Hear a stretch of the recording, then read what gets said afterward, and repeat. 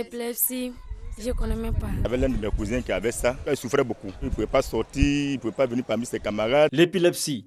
Plus de 50 millions de personnes concernées dans le monde selon l'Organisation mondiale de la santé. Près de 80% des personnes souffrant d'épilepsie vivent dans les pays en développement.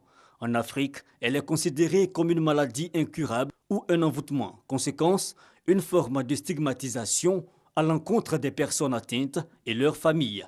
L'épilepsie est une maladie neurologique. C'est une maladie qui est en rapport avec une décharge anormale de plusieurs neurones, ce sont les cellules nerveuses, qui déchargent en même temps. Et cette décharge va se manifester par des signes cliniques. La crise la plus connue, c'est la crise, on dit grand mal. Quand on parle d'épilepsie, il faut avoir au moins 2 crises d'épilepsie. Maladie non contagieuse, l'épilepsie ne se contracte pas par la salive, la peau ou par le sang. Elle n'est pas une maladie mentale.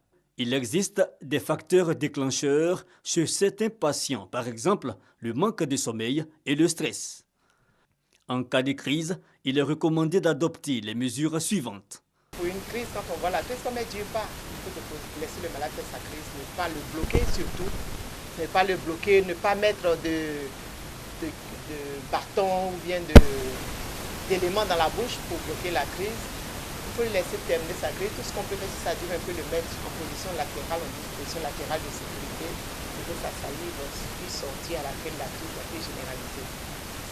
Si la crise se prolonge et dure plus de 10 minutes, alors il faut envoyer le malade rapidement à l'hôpital. Contrairement à ce qui se dit, on peut guérir de la maladie. Unique condition, se rendre régulièrement dans un centre de santé.